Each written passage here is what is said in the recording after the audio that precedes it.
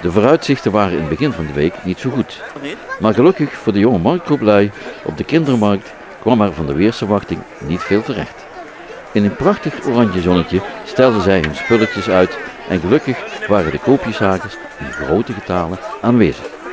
Goedemorgen, hoe laat waren jullie vanmorgen al op de markt? Nou, ongeveer een kwart voor 7. Kwart voor 7? Ja. Dat was redelijk vroeg, toch? Ja, maar dat komt omdat je ook een heel leuk plekje wil en waar veel mensen komen. Dan verdien je ook het meeste. En om de concurrentie te beïnvloeden werden alle middelen ingezet om de aandacht te trekken. Wenspotjes voor maar 1 euro.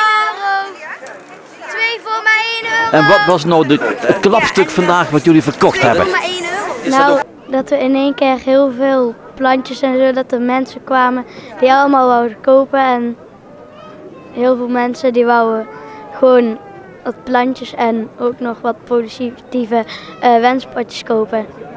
En wat is nou het grootste stuk of het klapstuk wat je verkocht hebt? Wat ik het grootste was is een kinderwagen. En heeft die veel opgebracht? 57. 7,50? Dat is een behoorlijk bedrag, hè? Ja. En jij? Ik heb een trein met een rails verkocht voor 8 euro. Dus jij bent nu nog even de kampioen dan? Hè? Dus jullie hebben eigenlijk nog flink wat in de spaarpot, als ik het goed begrijp. Ja, ik denk het wel. Ja. Ja, volgens mij we hebben wel wat verkocht al. En hoe lang denken jullie nog hier te blijven? Tot 12:30 ongeveer. Ja, tot het is afgelopen. Ja.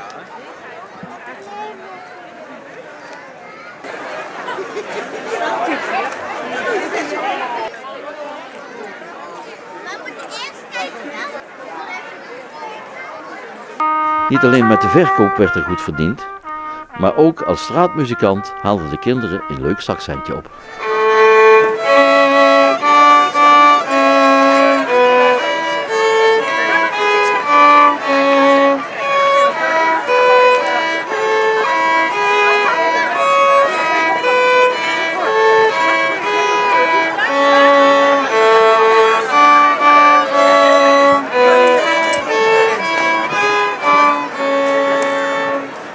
Dan sta je hier zo heel mooi muziek te maken.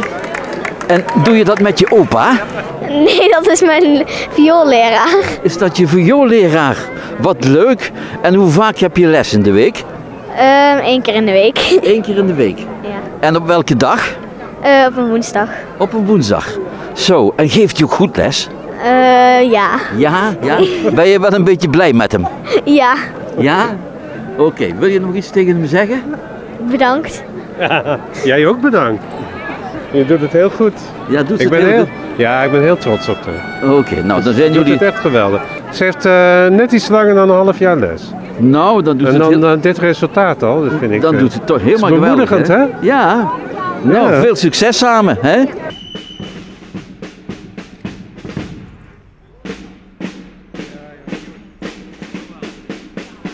Op het gemeentehuis werd traditioneel een obade aangeboden door de Koninklijke Harmonie Euterpe voor de gedeclareerden van dit jaar. Een van hen was Lia Juliana. Ook zij was onder valse voorwendselen een dag eerder tijdens de lintjesregen al verrast. Nou, ze hebben mij in eerste instantie niet naar het gemeentehuis gelokt, maar er was gistermorgen om 9:30 een vergadering gepland. En ik dacht, nou, ik heb vakantie, daar had ik een tijdje terug een mail van gekregen. En ik dacht, ik stuur een mailtje terug en ik meld mij af voor die vergadering. Want ik dacht, ja, vakantie, dan wil ik ook lekker uitslapen. En toen zouden we gaan winkelen naar Eindhoven met mijn dochters en de kleinkinderen. En ja, wat doe je aan, man? Wat voor kleren doe je aan? Ben je al klaar? En je moet zeker tussen 9:15 en 9:30 klaar zijn, want ik wil op tijd vertrekken, zeiden ze. En op een gegeven moment ging de bel, maar ik mocht de deur niet openmaken. Mijn man zei, blijf maar even hier staan, blijf maar even wachten. Nou, en toen kwam iedereen binnen. Nou, dat was echt een hele grote verrassing. Ik was gewoon sprakeloos. Had je niet in de gaten dat er iets aan de hand was wat over jou zou gaan? Nee, ik had helemaal niets in de gaten. Nee, helemaal niets. Nee, daar hebben ze zo goed geheim kunnen houden. Ik heb niks gemerkt. Maar als je dan terug gaat denken wat we allemaal thuis gedaan hebben, dan vallen sommige dingen op zijn plaats. Dan denk je, oh ja, we gingen de gang verven, de tuin, zijn we met de tuinkast bezig, alles netjes maken in de tuin. En ik dacht, nou, ik vind het wel fijn dat mijn man zo aan het klussen is. Dus ik dacht, oh, er worden allemaal dingetjes gedaan, dus ik vond het wel fijn. Maar verder had ik niets in de gaten, helemaal niets. Nee. En nu hebt u dat lintje. En hoe voelt dat nu, vandaag? Nou, dat voelt echt heel bijzonder. Dat heeft me echt heel diep in mijn hart geraakt. Dat ik toch zo'n lintje krijg, gewoon als waardering. Ja, wat ik voor de medemensen van Venray doe. En ik doe dat met alle liefde en plezier. Maar ik had nooit verwacht dat dat mij zou overkomen.